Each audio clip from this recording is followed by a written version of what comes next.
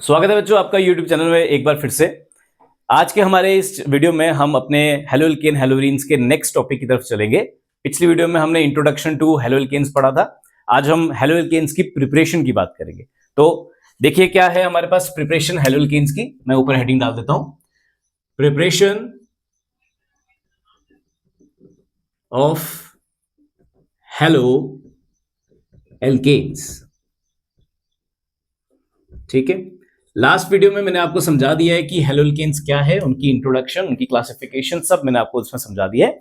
तो फर्दर हम मूव कर रहे हैं हमारी प्रिपरेशन ऑफ हेलो एल्केन्स की तरफ। नंबर ऑफ रिएक्शंस इसमें आपको मिल जाएगी। तो एक फ्लो चार्ट टाइप बनाऊंगा मैं आप लोगों के लिए, ताकि आप उसको समझ सके कि किस किस से हम हेलो एल्केन्स को बना सकते हैं। तो नंबर 1 हमारे पास आता है फ्रॉम एल्कोहल्स। तो एल्कोहल से हम हेलो एल्केन्स को बना सकते हैं। Number 2 from alkenes,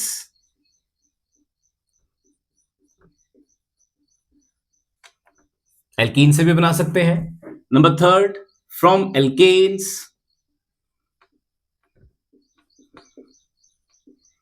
and number 4 from haloalkanes.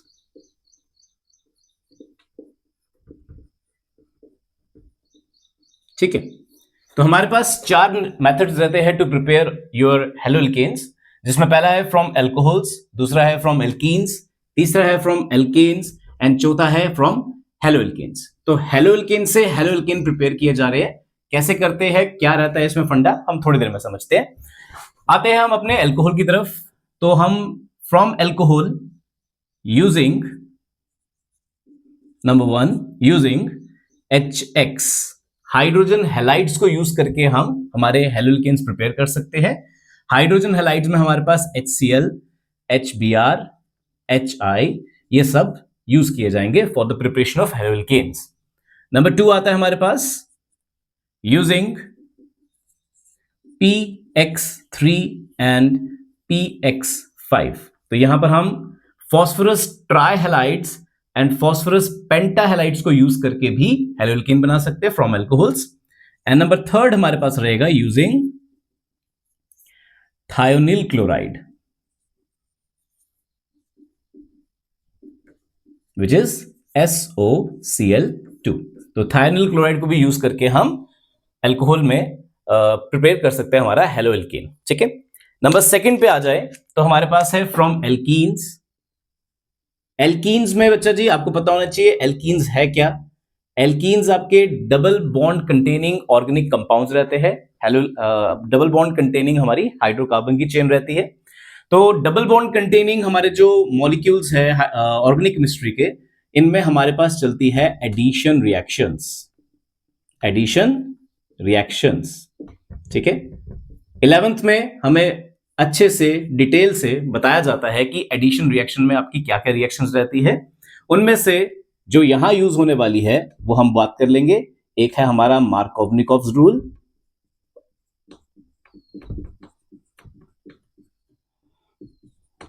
ठीक है, एंड दूसरा है एंटी मार्कोवनिकोव्स रूल।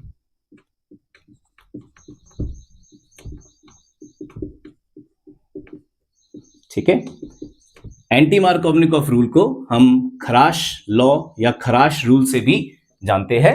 तो ये 2 यूज होने वाले हैं हमारे रूल्स यहां पर, मार्कोवनिकोव रूल और दूसरा एंटी मार्कोवनिकोव रूल। ठीक है, आगे चले फर्दर तो हमारे पास आता है हमारा एल्केन्स। एल्केन्स की बात की जाए तो एल्केन्स यानी कि आपके single bond containing organic compounds, इनमें हमारे पास बच्चों सब्स्टिट्यूशन रिएक्शन चलती है। ठीक है, इनमें हमारे पास सब्स्टिट्यूशन रिएक्शन चलती है और सब्स्टिट्यूशन रिएक्शन को हम यूज करके as an example later on समझाते हैं कि इसमें किस तरीके से हेलो एल्केन्स प्रिपेयर होते हैं। ठीक है, नेक्स्ट वन आता है हमारे पास फ्रॉम हेलो एल्केन्स। तो यहां पर थोड़ा सा ध्यान रखना है, हम हेलो एल्केन्स को प्रिपेयर कर रहे हैं हेलो एल्केन से ही, तो किस तरीके से प्रिपेयर करना है देख सकते हैं आप। यहां पर हम यूज करेंगे RCl एंड RBr को, यानी कि हमारे जो रिएक्टेंट रहेंगे वो क्लोराइड्स और ब्रोमाइड्स रहेंगे। इनको हम कन्वर्ट करेंगे RI एंड RF में, यानी कि आयोडाइड्स एंड फ्लोराइड्स आपके प्रिपेयर होंगे यहां पर। ठीक है, तो आपके पास यहां पर iodides as well as fluorides prepare किए जाएंगे यूजिंग क्लोराइड्स एंड ब्रोमाइड्स, यानी कि हेलोएल्केन से ही हम हेलोएल्केन्स को बना रहे हैं, मगर किन से? हम क्लोराइड्स और ब्रोमाइड से आयोडाइड्स और फ्लोराइड्स को बना रहे हैं। आयोडाइड को बनाना, this reaction is Finkelstein reaction,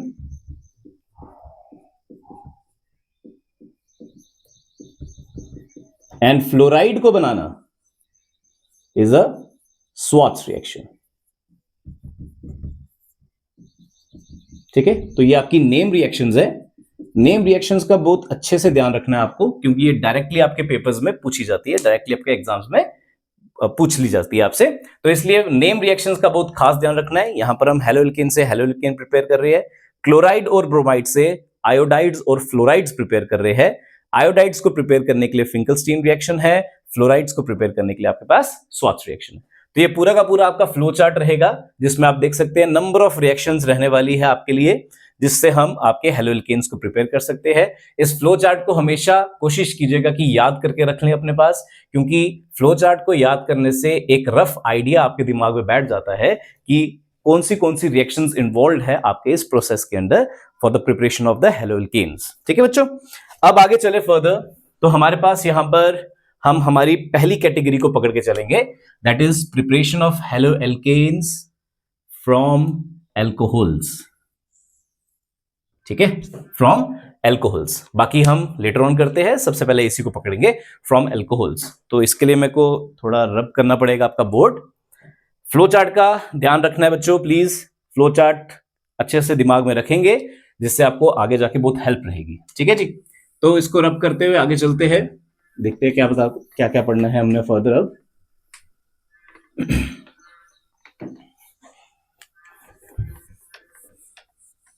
चलिए, तो हम प्रिपरेशन ऑफ हेलोएल्केन्स कर रहे हैं फ्रॉम योर एल्कोहल्स।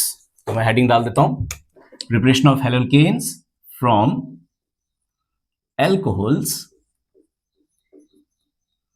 और इसमें भी हम ले लेंगे नंबर फर्स्ट हमारा using HX, using hydrogen halides, जिसमें HCl, HBr एंड HI को हम यूज करेंगे। ठीक है, HF को हम जनरली इसमें यूज नहीं करते बच्चों, क्योंकि फ्लोरीन आपको पता है एक बहुत ही इलेक्ट्रोनेगेटिव एलिमेंट होता है, उसकी बॉन्ड स्ट्रेंथ बहुत अच्छी होती है। तो इसलिए मेजॉरिटी ऑफ द टाइम हम आपके क्लोराइड, ब्रोमाइड और आयोडाइड के साथ ही रिएक्शन दिखाते हैं, फ्लोराइड के साथ रिएक्शन नहीं दिखाते, क्योंकि वो स्ट्रॉन्ग बॉन्ड बनाता है। इस वजह से उसमें क्लीवेजेस करना एंड बॉन्ड को तोड़ना मुश्किल हो जाता है। ठीक है, चलिए, तो यूजिंग HX फ्रॉम एल्कोहल्स हम स्टार्ट करते हैं। एक जनरल रिएक्शन आपको देता हूं। इस जनरल रिएक्शन में आप देख सकते हैं ROH, हम एल्कोहल को यूज कर रहे हैं किसके साथ? HX के साथ, टू गिव यू, क्या बना रहे हैं हम हेलोएल्केन्स बना रहे हैं, यानी कि RX बना रहे हैं। तो बच्चा जी, ऑर्गेनिक की रिएक्शंस बहुत सिंपल होती है जब आपको पता है कि आप क्या चीज बना रहे हो और किस चीज से बना रहे हो। जब आपके पास ये डाटा है तो आपको रिएक्शंस को रटने की कोई जरूरत नहीं है, बहुत इजीली रिएक्शंस बन जाती है। तो आप देख सकते हैं हम एल्कोहल को यूज कर रहे हैं, HX के साथ यूज कर रहे हैं, यानी कि आप इन दोनों को आपस में रिएक्ट करवा रहे हैं, और पता है हमको हम क्या बना रहे हैं, हम हेलोएल्केन्स बना रहे हैं, यानी कि RX बना रहे हैं। तो आप देख सकते हैं यहां पे R भी है, यहां पे X भी है, ये दोनों चाहिए, आपस में जुड़ रहे हैं, तो बीच में जो बचा वो निकलेगा एज बाय प्रोडक्ट, यानी कि वाटर यहां पर एज अ बाय प्रोडक्ट बाहर आ जाएगा और RX आपका प्रिपेयर हो जाएगा। तो सिंपल सी रिएक्शन है, बहुत सिंपल सी रिएक्शन है, जिसमें आप देख सकते हैं जो चीज बनानी है उसको चुपचाप करके आप बना के दिखा दीजिए, जो बच रहा है पीछे उनके बनने के बाद उसको बाहर निकाल दीजिए, तो आपकी रिएक्शन कंप्लीट हो रही है। किससे किसको रिएक्ट कर रहे हैं और क्या बना रहे हैं, इस चीज का ध्यान रखना है आपको एंड अकॉर्डिंगली चलना है। तो अब आपके पास एक जनरल रिएक्शन टाइप रहेगी, हम इसमें HCl की एग्जांपल लेकर स्टार्ट करते हैं। तो CH3OH is reacting with HCl।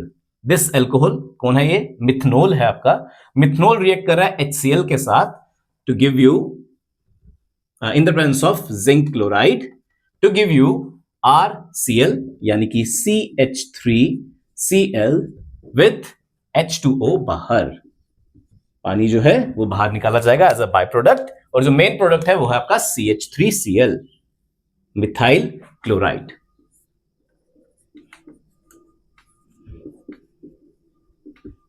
ठीक है, मिथाइल क्लोराइड, नहीं तो आप लिख सकते हैं क्लोरोमीथेन।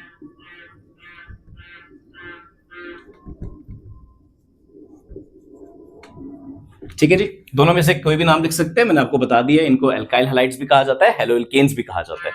ठीक है जी, आगे फर्दर चलेंगे हम आपके पास। तो ये हमने आपके पास एक एग्जांपल ली है जिसमें हम आपके मिथनॉल को रिएक्ट कर रहे हैं HCl के साथ in the presence of ZnCl to give you this. अब यहाँ पे ZnCl2 क्यों यूज किया गया है, ZnCl2 का क्या यूज है यहाँ पर, क्वेश्चन मार्क। तो हम बताएंगे कि यहां पर जो CH3 एंड OH के बीच में बॉन्ड है, यानी कि ऑक्सीजन और कार्बन के बीच में जो बॉन्ड है, इसको तोड़वाने के लिए, इसको जल्दी से तोड़ने के लिए हम यहां पर हमारा जिंक क्लोराइड यूज कर रहे हैं, यानी कि जिंक क्लोराइड यहां पर कार्बन एंड ऑक्सीजन के बॉन्ड को तोड़ने में हेल्प कर रहा है और जल्दी तोड़ रहा है, इसलिए हमने यहां पर ZnCl2 प्रोवाइड किया है ताकि रिएक्शन जल्दी चल सके। ठीक है जी, ओके।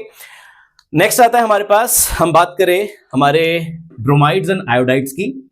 तो in general RX reacting with HBr and RX reacting with HI, ये दोनों हमारे पास रिएक्ट करके आपको जो प्रोडक्ट देंगे वो आपके सामने है, यानी कि RBr देंगे और RI देंगे, प्लस बाय प्रोडक्ट में हमारे पास यहां पे निकल जाएगा, ओह वेरी सॉरी, यहाँ पे OH है, sorry, alcohol with HBr and alcohol with HI, very sorry. तो यहां पर आपके पास RBr मिल जाएगा, RI मिल जाएगा, प्लस वाटर जो है वो आउट हो जाएगा। ठीक है जी, वही सेम टू सेम रिएक्शन है यहां पर भी, क्लोराइड्स और जो हमने ऊपर क्लोराइड के केस में पढ़ी वही ब्रोमाइड और आयोडाइड के केस में पढ़ी, बट ये जो रिएक्शन है आपने इस तरीके से कभी नहीं दिखानी है। वो इसलिए नहीं दिखानी क्योंकि HBr और HI डायरेक्टली आप रिएक्शन के अंदर यूज ना करें, इसको प्रेफर करें कि डायरेक्टली यूज नहीं करना है। इसलिए नहीं करना है क्योंकि HBr and HI being reactive, ठीक है, बीइंग रिएक्टिव, ये एटमॉस्फेयर में एक्सपोज हो जाते हैं, जिस वजह से जो पुराने बने हुए HBr होंगे और HI होंगे ये जल्दी से खराब हो जाते हैं। तो जब खराब हो गया और उसको खराब पीस को आप रिएक्शन में यूज करोगे तो आपको प्रोडक्ट ऑब्वियसली सही नहीं मिलेगा। तो इसलिए आपके पास इनको डायरेक्टली नहीं करना। HCl के केस में आप डायरेक्टली कर सकते हैं, इनके केस में डायरेक्टली नहीं करना है। तो इनके केस में जब करना है तो कैसे करना है, इनके केस में हम इन सिचुएशनल रिएक्शंस के अकॉर्डिंग करते हैं, यानी कि इन सीटू शॉर्ट फॉर्म में, इन सीटू रिएक्शन की फॉर्म में करते हैं। क्या बताता है इसमें हमें, हम देख लेते हैं इसको, चलिए।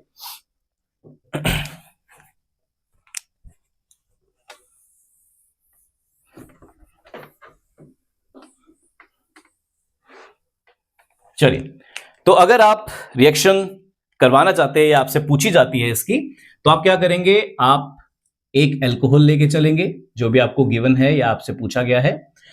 इसमें आप डायरेक्टली HBr नहीं डालते हुए इसमें आप सोडियम ब्रोमाइड या पोटेशियम ब्रोमाइड डाल देंगे विद H2SO4।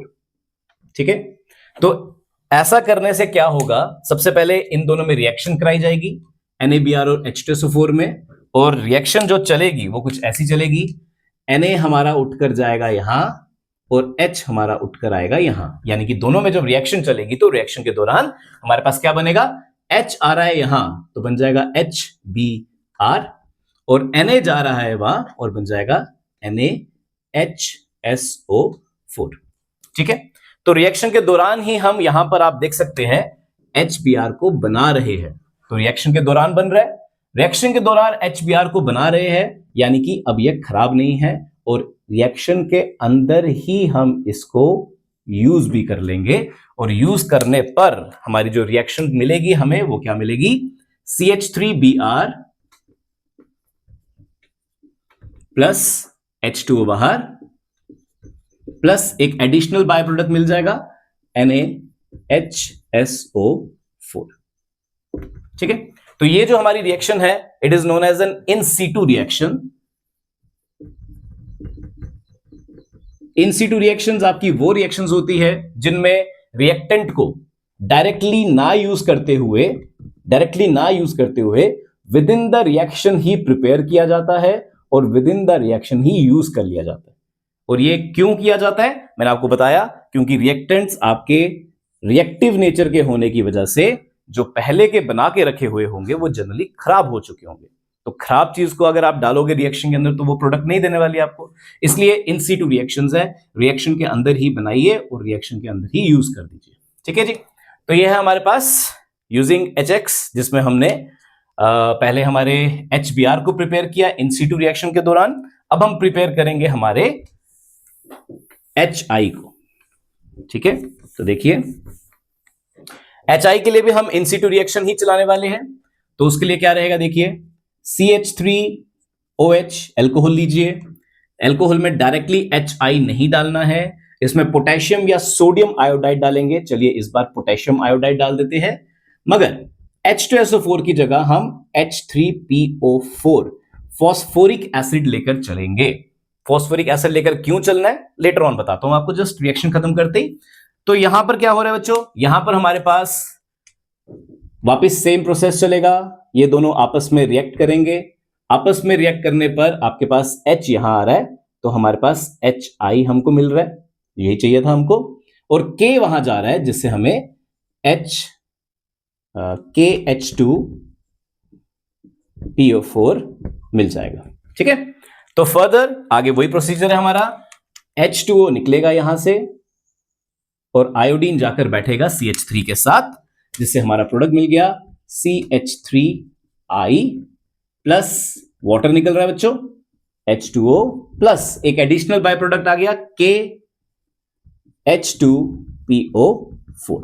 ठीक है, तो दोनों रिएक्शन लगभग सेम है, बस ये हाँ यहां पर एसिड हमने डिफरेंट डाल दिया, ऊपर H2SO4 डाल दिया, नीचे H3PO4 डाल दिया। अब आपसे अगर पूछ लिया जाए कि क्यों सेकेंड रिएक्शन में हमने H2SO4 क्यों नहीं यूज किया, तो आंसर इज, आप बोलेंगे कि पोटेशियम आयोडाइड की reaction with H2SO4 it will provide you no doubt HI, but this HI will further get oxidized to iodine as H2SO4 is a very strong oxidizing agent, very strong oxidizing agent। ठीक है जी, तो ये बहुत ही ज्यादा strong oxidising agent होता है, जिस वजह से ये पोटेशियम आयोडाइड से HI बनाने के बाद रुकता नहीं है, ये चलता जाता है, जिससे हमें I2 मिल जाता है। और रिएक्शन में हमें I2 तो चाहिए नहीं, तो इसलिए अगर हम H2SO4 यूज करेंगे उससे I2 बन जाएगा। I2 बनने से रिएक्शन प्रोसीड नहीं करेगी। तो इंस्टेड ऑफ H2SO4 हम यूज करते हैं H3PO4, यानी कि फॉस्फोरिक एसिड यूज करते हैं। और इसीलिए यूज करते हैं क्योंकि ये कंपैरेटिवली एक माइल्ड ऑक्सीडाइजिंग एजेंट है, माइल्ड ऑक्सीडाइजिंग एजेंट है। ठीक है जी, और माइल्ड होने की वजह से ये हमारे डिजायर्ड प्रोडक्ट में हमें पहुंचा देगा, यानी कि HI तक पहुंचाएगा, I2 नहीं आने देगा। इसलिए हम आपके गिवन रिएक्शन में एक में H2SO4 यूज करते हैं, दूसरे में H3PO4 यूज करते हैं। अब ये भी आप पूछ सकते हैं कि ऊपर क्यों नहीं H3PO4 यूज किया। वो इसलिए नहीं किया गया क्योंकि ब्रोमाइड एंड आयोडाइड, इन दोनों के कंपैरिजन में हमारे पास आयोडीन का बॉन्ड कंपैरेटिवली वीकर होता है। वीक बॉन्ड होने से या ज्यादा रिएक्टिव होने से आपके पास ये HI से I2 इजीली चला जाता है, ब्रोमीन नहीं जाएगा। तो इसलिए हम वहां पर H2SO4 यूज कर लेंगे और सेकंड वाले में हम H3PO4 ही यूज करेंगे। ठीक है, तो दोनों की दोनों आपकी इन सीटू रिएक्शन है। इन सीटू रिएक्शंस का ध्यान रखना है आपको। इन सीटू रिएक्शंस आपके एग्जाम्स में पूछी जाती है। ठीक है, तो आपको ध्यान रखना है कि किस तरीके से हमने इसको बनाना है। डायरेक्टली HBr और डायरेक्टली HI को यूज नहीं करना है, इनडायरेक्ट वे में पहले उनको बनाना है, बनाकर फिर रिएक्शन में प्रोसीड करना। ठीक है जी, तो इसी के साथ हमारे पास फ्रॉम एल्कोहल्स यूजिंग HX की सारी रिएक्शंस कंप्लीट होती है। नेक्स्ट चलते हैं हम इसके सेकंड पार्ट की तरफ, जो कि है reaction with PX3 and PX5। चलिए,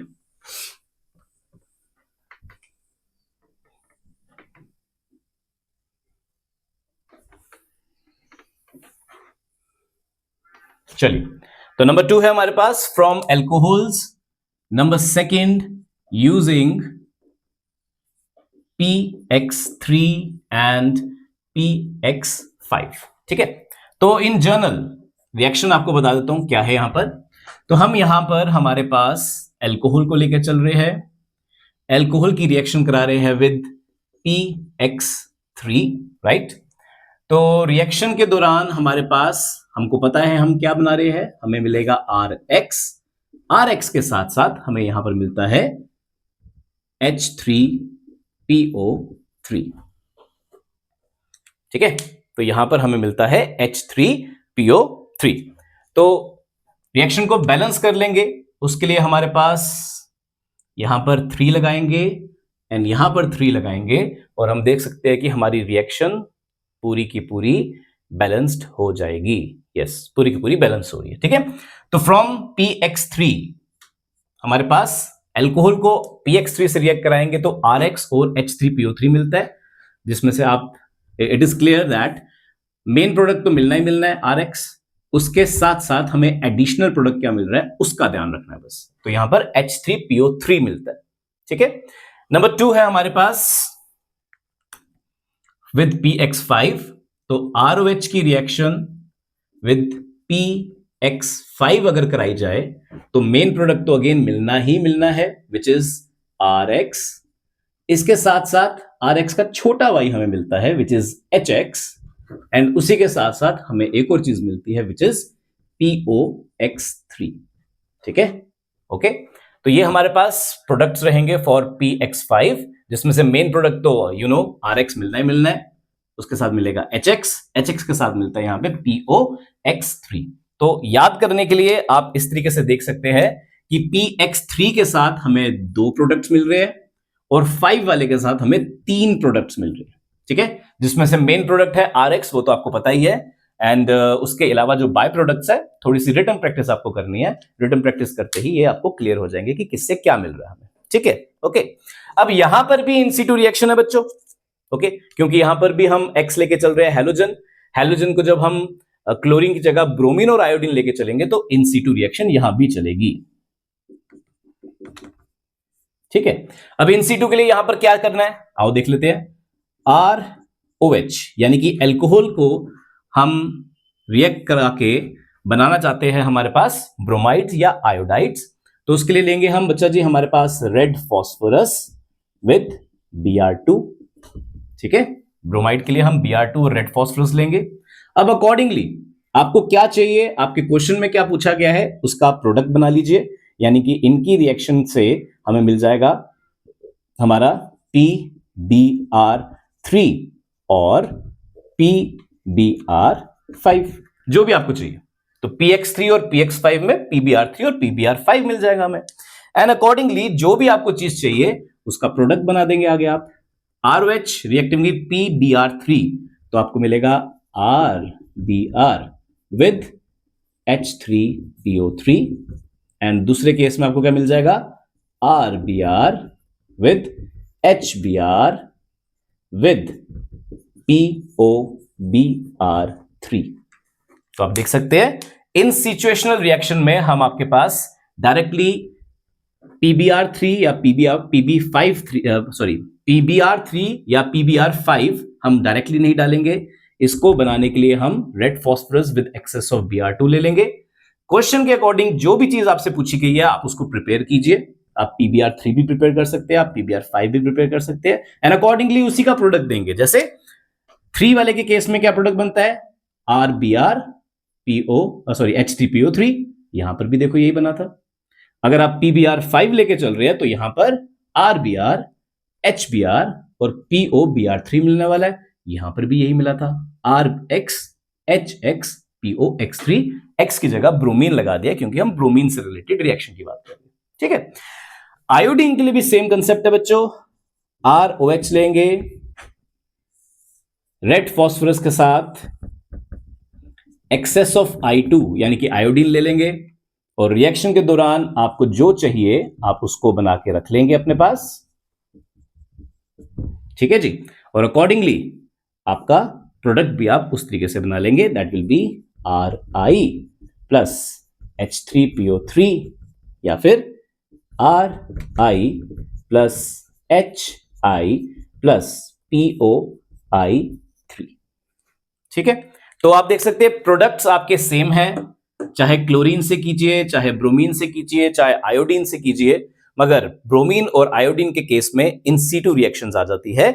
उसको बनाना है तो इन सीटू रिएक्शंस के अकॉर्डिंग बनाना है आप लोगों ने, ठीक है। और ज्यादा कुछ नहीं करना होता है, रेड फॉस्फोरस के साथ ब्रोमीन डाल दो, रेड फॉस्फोरस के साथ आयोडीन डाल दो, जो भी चीज पूछी गई है उसको यूज करो और उसके अकॉर्डिंग प्रोडक्ट बना दो, ठीक है।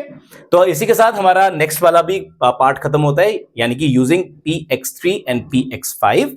इसके बाद लास्ट वाले पार्ट पे चलते हैं, जो कि फ्रॉम एल्कोहल से लास्ट रहेगा हमारा part, that will be using thionyl chloride which is SOCl2।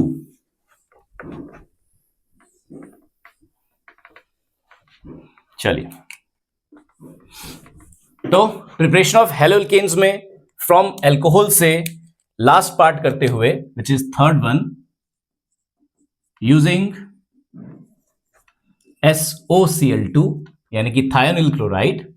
इसमें हम क्या करेंगे, इसमें हम ROH की रिएक्शन करवाएंगे विद SOCl2 और रिएक्शन के दौरान हमें प्रोडक्ट मिलेगा RCl। सिंस यहां पे क्लोरीन है, आप देख सकते हैं SOCl2 में क्लोरीन है, तो आपकी रिएक्शन जो प्रोडक्ट देगी दैट विल बी RCl।